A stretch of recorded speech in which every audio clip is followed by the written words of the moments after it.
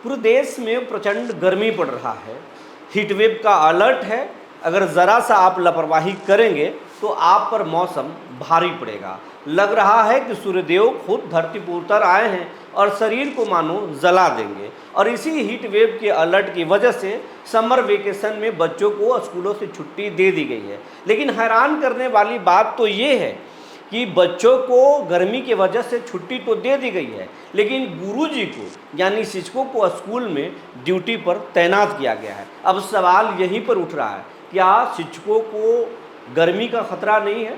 Heat wave से शिक्षकों को कुछ नहीं हो सकता?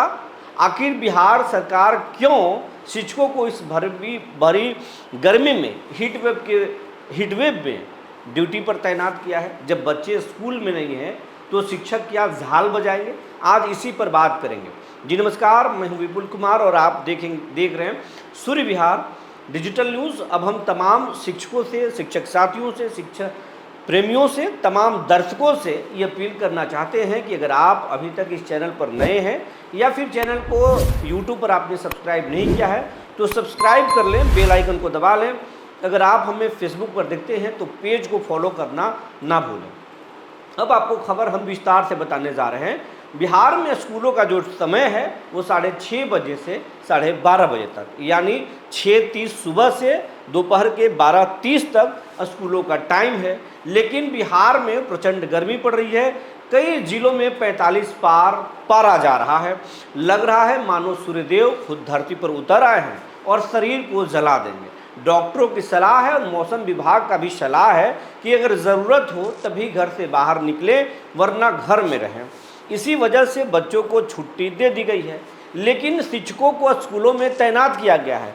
पहले ही की तरह जैसे बच्चों को पढ़ाते थे, जैसे स्कूल में जब बच्चे जाते थे, उसी तरीके से शिक्षकों को अभी भी वहाँ पर तैनात किया गया है।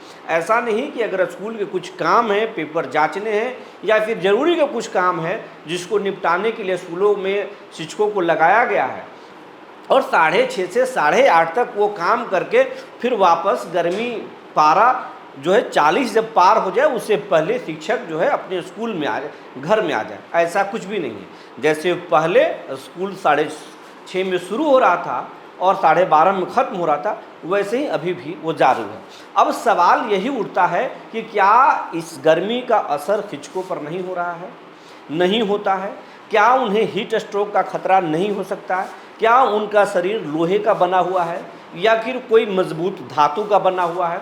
उन पर हीट स्ट्रोक का खतरा नहीं होगा? लेकिन हमारे ही सवाल के बाद आपके दिमाग में ये भी तो बात आ सकता है, या लोग कहते भी हैं कि बैंक वाले को क्यों जाते हैं, फिर कलेक्ट्रेट के लोग क्यों जाते हैं, या फिर प्रखंड के लोग क्यों जाते हैं? जब सब जा सकते हैं तो शिक्षक क्यों नहीं जा सकते? लेकिन हाँ, आपके अगर मन में ये सवाल है और ये तर्क है तो हम आपको यहाँ पर रोकना चाहते हैं। ना ये कलेक्ट्रेट के लिए बहाल हुए हैं, ना ही स्कूलों के लिए, प्रखंड के लिए बहाल हुए हैं।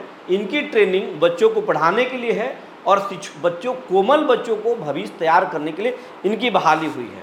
समय समय पर इनसे आप जानवर भी गिनवाते हैं, जनगणना कराते हैं, इलेक्शन में वोट करवाते हैं। हमारी कोई सिंपैथी इनके प्रति नहीं है, लेकिन सवाल तो यही है कि जब ये बच्चों के साथ जुड़े हुए हैं, बच्चों को पढ़ाने का काम है, तो फिर जब बच्चे स्कूल में नहीं हैं तो फिर शिक्षकों को स्कूल में भेजने की ज़रूरत क्या है? उससे ज़्यादा बेहतर तरीके से है कि संसाधन का उपयोग करें। बच्चों को जो होमवर्क प्राइवेट स्कूलों में जिस तरीके से दे दिया जाता है समर वेकेशन के लिए, उस तरीके से सरकारी स्कूलों में भी समर वेकेशन के लिए उनको जो है होमवर्क दे दें या फिर 1 घंटे के ऑनलाइन इन शिक्षकों से पढ़वा दें।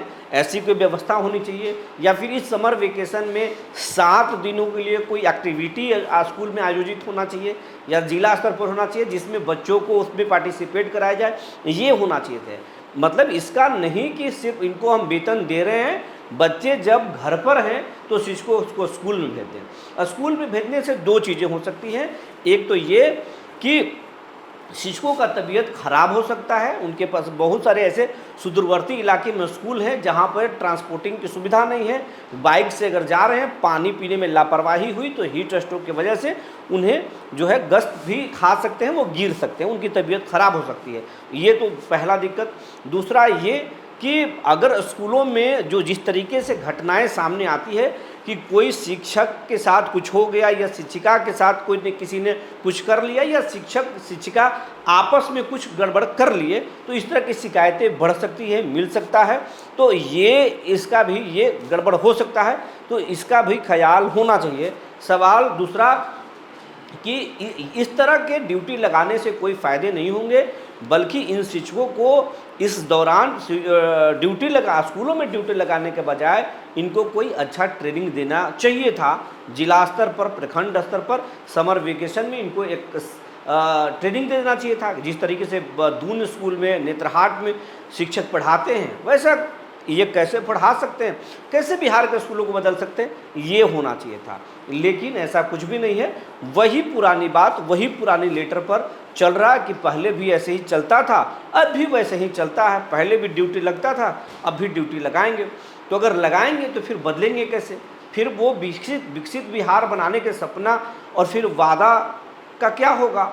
आप बिहार में, बिहार का सीएम बोल रहे हैं कि हम बिहार में हर प्रखंड में मॉडल स्कूल बनाएंगे जिसमें अधिकारी के बच्चे, नेता के बच्चे और गरीब के बच्चे सब पढ़ेंगे।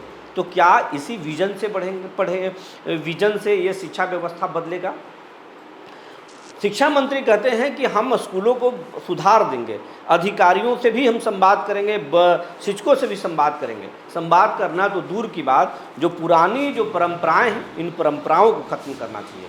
दूसरी बात, सवाल ये भी है, कई सारे शिक्षक और कई सारे लोग कह रहे हैं कि जो शनिवार है, उस शनिवार को जो है हाफ डे स्कूल होना चाहिए, फुल डे नहीं होना चाहिए। अंग्रेज़ों के हुकूमत में भी ये परंपराएं थी, तो आज वो होना चाहिए था या फिर कुछ बदलाव होना चाहिए था।